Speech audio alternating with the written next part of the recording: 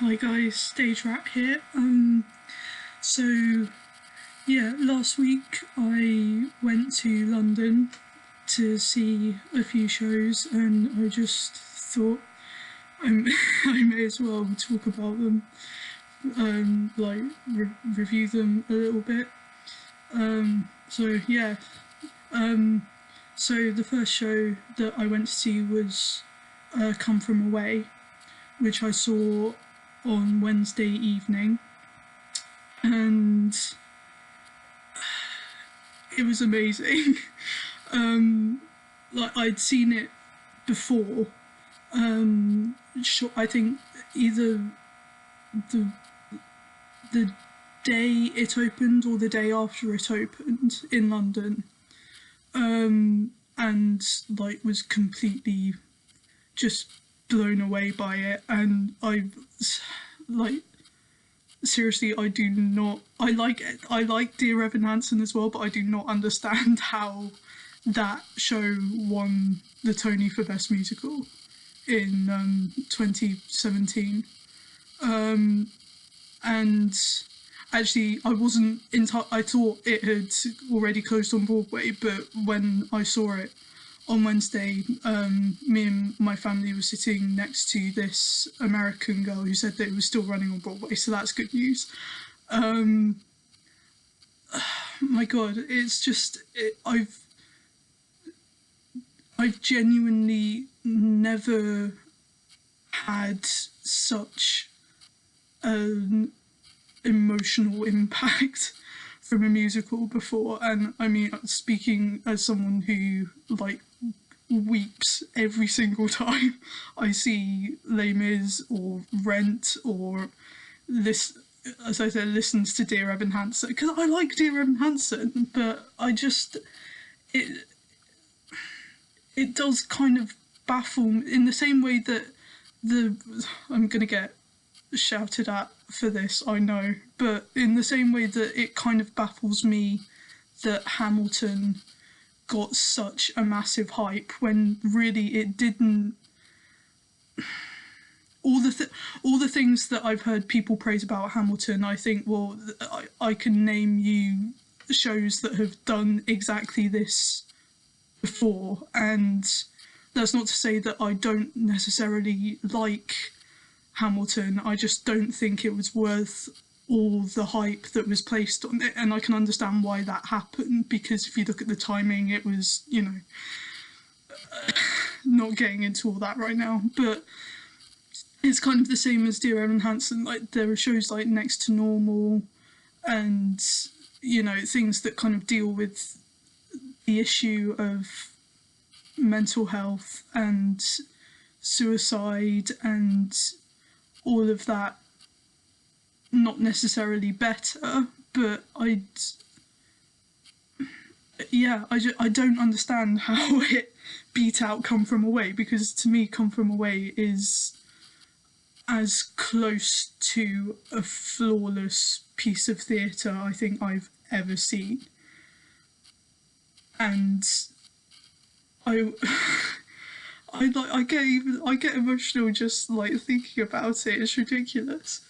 But yeah, I mean, the music is phenomenal. Everyone in the audience, I think, leapt to their feet as soon as the show ended, and the vast majority of them stayed through the play out music, which actually very rarely happens because people are rushing to get like buses or trains or get to the stage door to to meet all the performers and stuff. And some people did. The American girl that me and my family went to, I think, the stage door, but like the theatre was still completely packed all throughout the play out music, and the band were clearly loving it. The cast was having a ball. The guy, I was able to kind of pay slightly more attention to like people in the background this time, because like I said, I'd seen it before by that point. And the guy who played one of the I always get the Kevins mixed up with their last initial. It's the Kevin who doesn't like being stranded in Newfoundland. And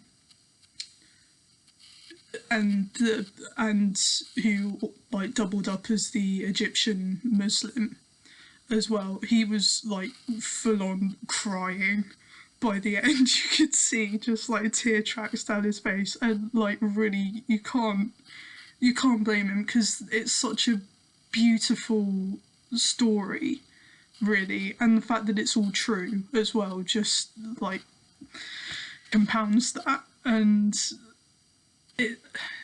it's the first time I think a kind of marketing tagline has really truly been completely accurate. And I don't know if it's the same here as in the US, I suspect not, but over here the marketing tagline for it is something like, "This is the musical we all need right now." And like yeah, because it's just, when I'm talking about it to like my friends asking if they should, you know, go and see it or get the soundtrack or whatever, I always tell them like it's not necessarily the happiest musical, but it's certainly the most uplifting one that I've ever seen. It's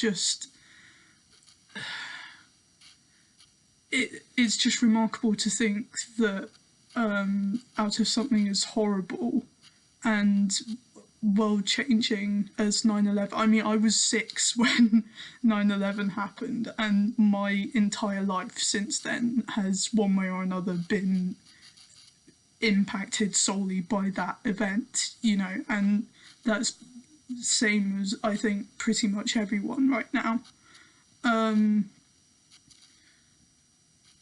But like, it's incredible to think that there's like something out of something as fundamentally horrible as that, this community of, I don't know, I think it's something like 10,000 people,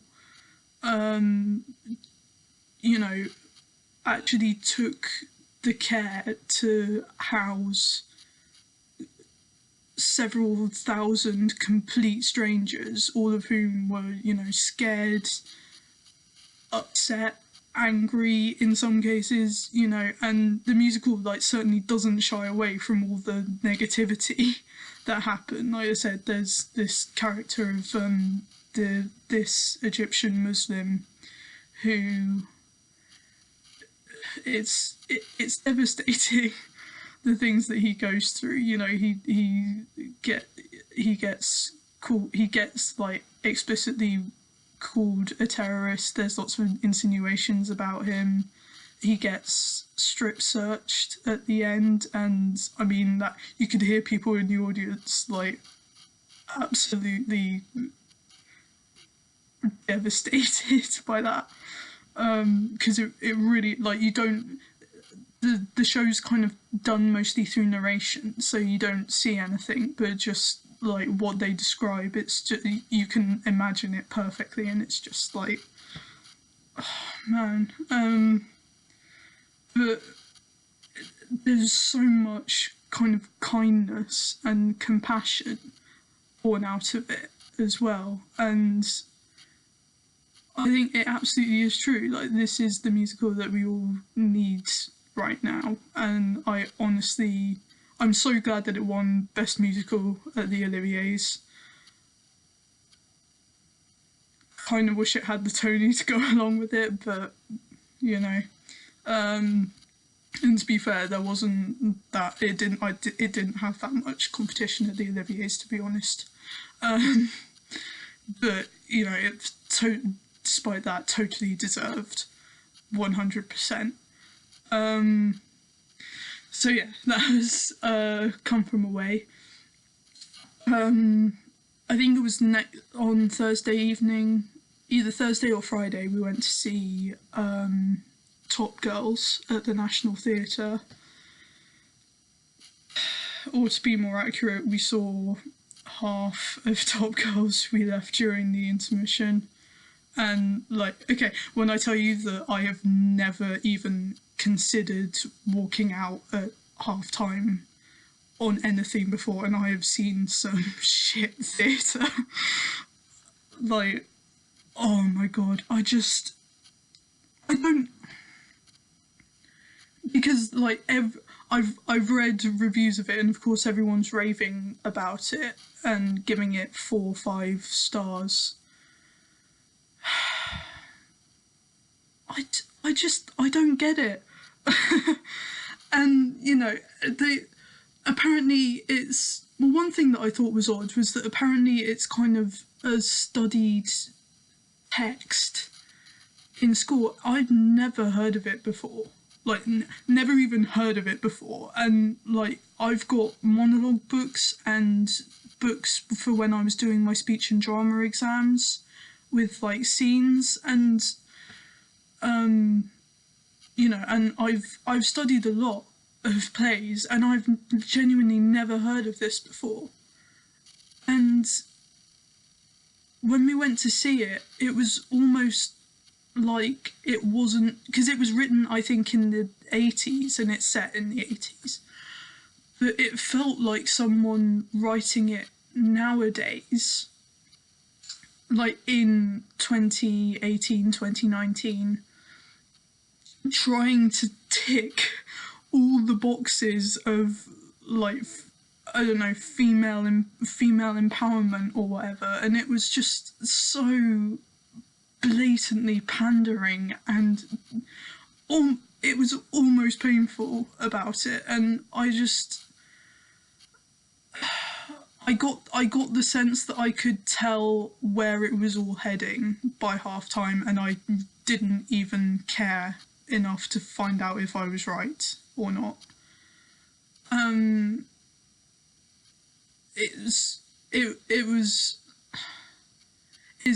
It seems to be a very shocking play for the sake of being shocking. There's one bit where there's these 2 girls, I think they're both teenagers. Honestly, it was very hard to tell. Like, apparently one of them was older than the other, and I didn't even get that until it was like explicitly said. But yeah, where like the apparently older girl is teasing the younger one about being scared of blood, and the younger girl like reaches down her pants, and you know, she's on her period, so she pulls out her hand covered in blood, and the older girl licks it off, and you're just like, really? What? There was no point to it, is what it seemed like. It just seemed, the whole thing just seemed completely pointless, and I don't want to like start speculating on this too much, because I'm almost certainly wrong, and I don't know the timeline for this at all, but the National Theatre received a very, very big backlash when it announced its new season. I think late last year or early this year, because the season apparently didn't include any new plays by female playwrights.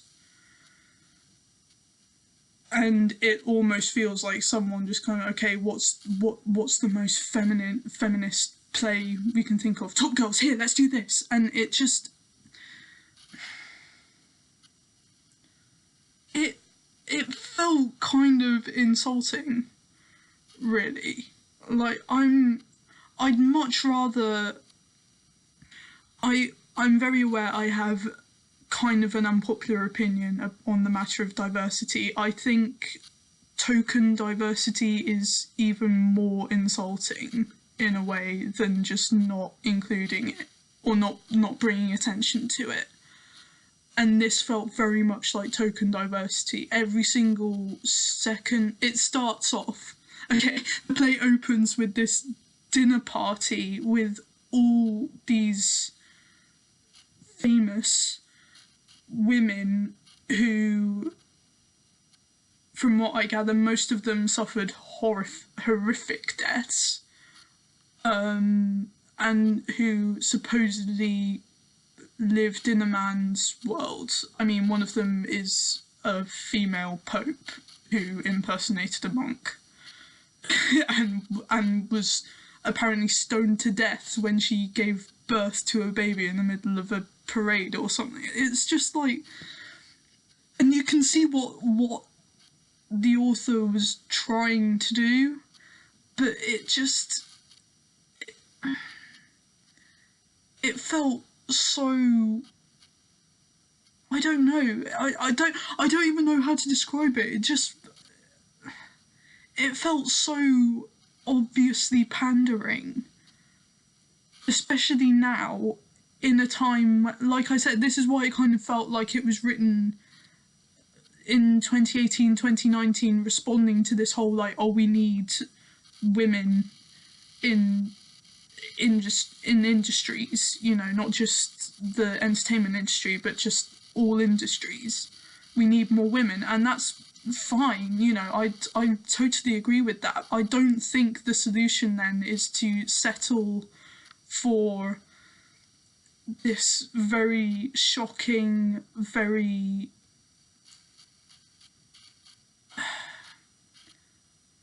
nasty, just, I don't see, look, I don't even know like how to say what I want to say about it. It's just like, oh, it was so, I didn't care about any of the characters. I didn't care about any of the situations. As far as I was concerned, none of it really mattered, because the main woman was kind of revealed to be almost fundamentally unlikable. I mean, she kind of welcomes in her niece and says, you know, oh yeah, you can stay with me, you can stay here in my workplace, you know, just don't get into any trouble. And then as soon as it looks like her niece has fallen asleep, she's like, oh, well, she's a bit thick, you know, she's not gonna make anything of herself. And you just think like, you're a bitch. And, you know, for that to be kind of the model of the woman who, you know, has taken, effectively the other characters see it as her taking a promotion from a man, you don't then go and make that character a fundamentally unlikable person if she's meant to be the one we're rooting for. And it seemed like she was. It was, you know, it's just, yeah, I genuinely expected to like have an internal moral dilemma when it finally came to like making the decision to, you know, either sit through another 35 minutes of a play or leave. I had absolutely no problems just saying like, let's just go. You know, neither of my parents were enjoying it at all, and at the interval we all just kind of like turned to each other and were just like, let's just go. So yeah, that was a bit annoying, because I can kind of, this is the stupid thing, like I can kind of see what the author was going for. It just, in my opinion, and I'm, you know, judging by the reviews that the show has gotten, I'm in the vast minority. Like, the vast minority. This show has, as I said, this show has gotten like 4 5-star reviews pretty much everywhere I've looked, and I do not understand it at all. Maybe that's just me. Who knows?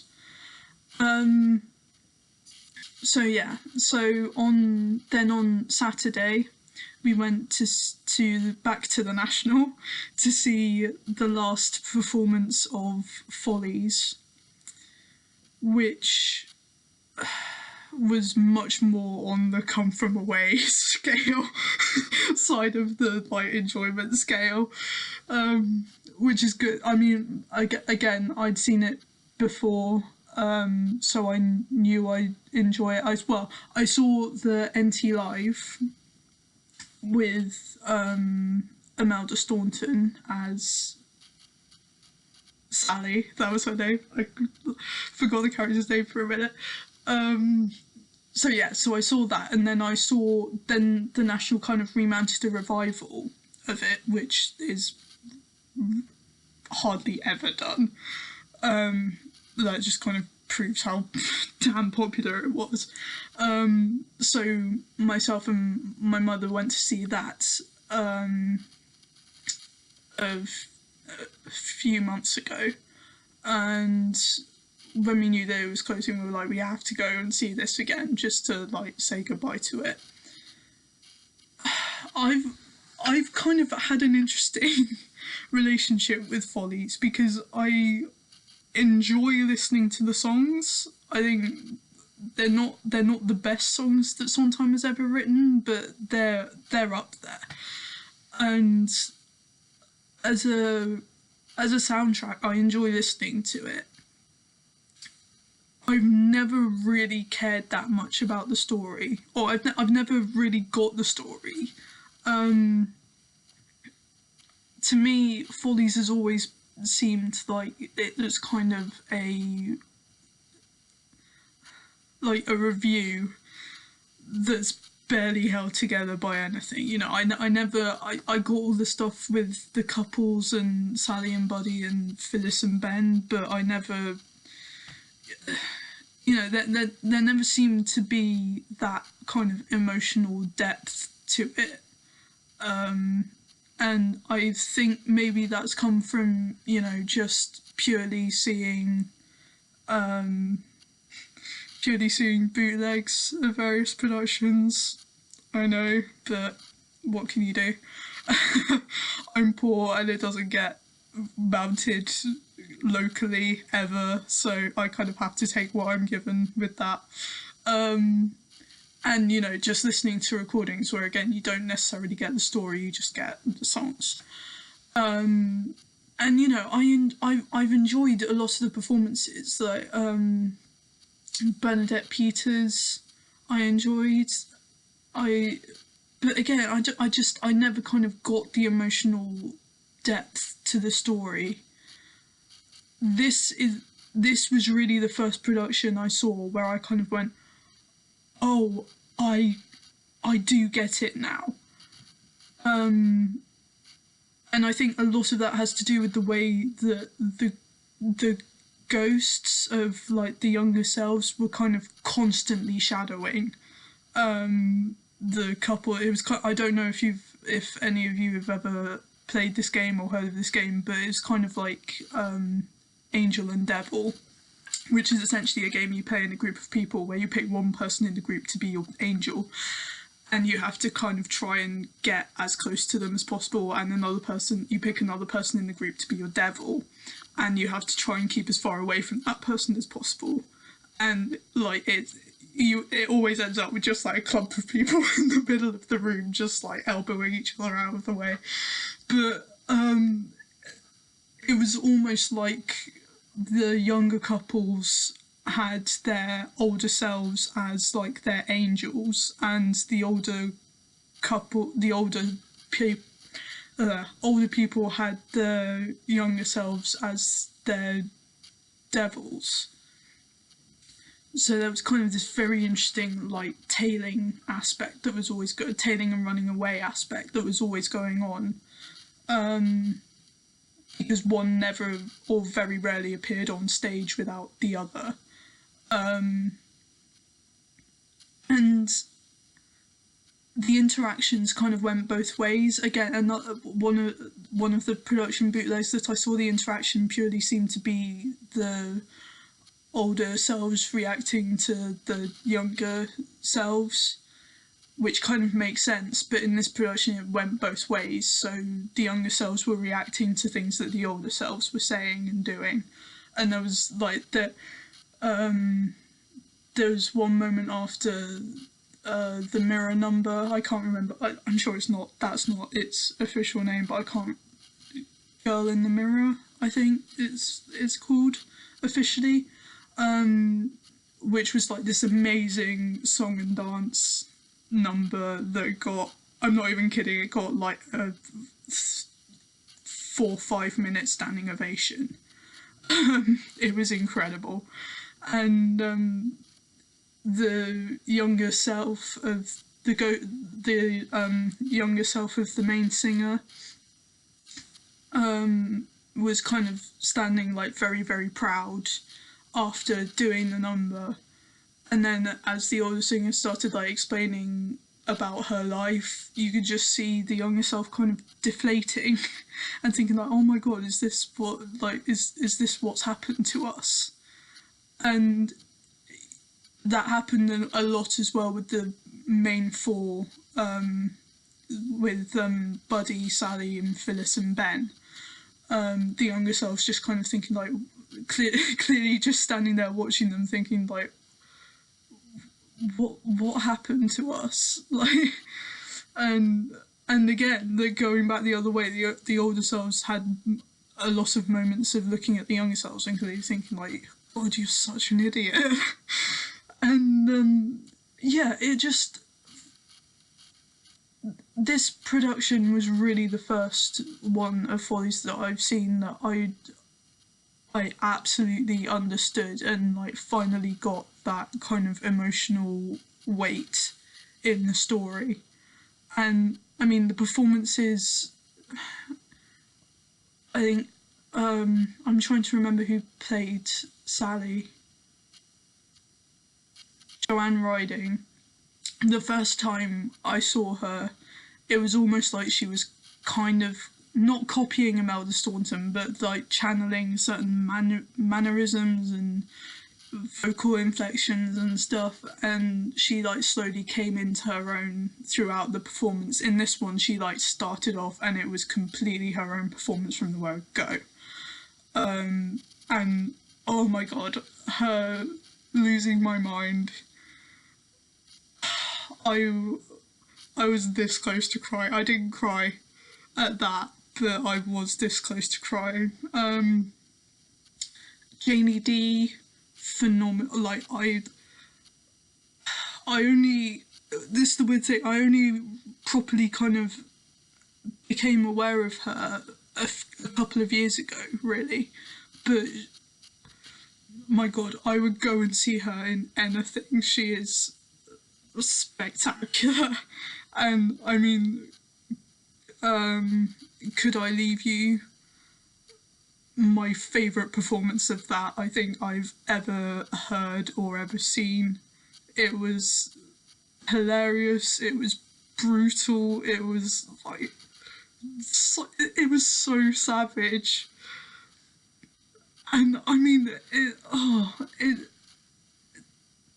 you did just get the sense of like, this was however long it was, I think it's like 40 years or something, the 30-40 years of like pent up emotion inside her just being like unleashed in this song, and you were just like, oh yes. And Alexander Hansen as Ben, as the older Ben as well. I just the first time I went, not so much this time because I think I was expecting it, but the first time I went to see it, this production, I completely forgot that there was a moment in his last song, in the Loveland sequence, where he like stumbles and forgets a line, and I genuinely thought he had in that moment, because it was so genuine. And like I say, it didn't feel as genuine this time around, I think because I remembered that it was coming and I was kind of anticipating it, because my dad, who hadn't seen this production before, said that he thought it was genuine. But again, like I only really became aware of him a couple of years ago, or more than a couple of years ago actually. But I would go and see him in anything. Oh man, it was so spectacular, and the audience was incredibly responsive, I think, because everyone was aware that it was the last night. And like I said, there was about a 5-minute standing ovation after the mirror number. There was a standing ovation after losing my mind. There was a standing ovation at the end of the show. Again, as with Come From Away, pretty much everyone instantly just like up and clapping and whooping. My voice still hasn't fully recovered from it, and it's been several days now. But oh gosh, it was. I've never been to like a proper professional closing night before, and if that's the kind of atmosphere and the kind of experience that it is, I want to go to a lot more, because it, as you would expect, it just felt like everyone was completely at the top of their game, and the audience was expecting something special, and that anticipation, I think, fed into the performances, which then fed back into us. So it was just like a benevolent circle, or whatever it's called. So yeah, all round a great trip to London this time, which was brilliant actually. So yeah, that's my mini reviews for the 3 things or 2.5 things that we went to see. I may do like a more in-depth thing, especially about Come From Away, because I just, oh my god, I love it so much. Seriously, if you do get the chance to go and see it, either in London or on Broadway, go and see Come From Away. Cannot recommend it highly enough. And also, if you go to see it in London, they give you out free badges at the end, which, you know, why wouldn't you? With that kind of incentive. But yeah, so I'll see you guys at some point when I have something else to share or talk about or whatever. Having said that, I'm working on doing a series of deconstruction videos into the soundtrack of The Guy Who Didn't Like Musicals, which is a Star Kid musical. If you haven't seen my other videos on this channel, you know that I'd like Star Kid quite a bit, and everything connected with them really. So I'm working on doing those. I'm not entirely sure when I'm going to post them or when I'll get them done, because it kind of depends on my noisy house being relatively quiet. But yeah, so hopefully I'll have those up at some point. No promises on when that will be. But yeah, I mean, if I think of anything else theatre related to talk about, I shall film my opinions and post them on the internet, because this is what YouTube is for. Plus, like, cat videos. But yeah, so see you at some point then. Okay, bye.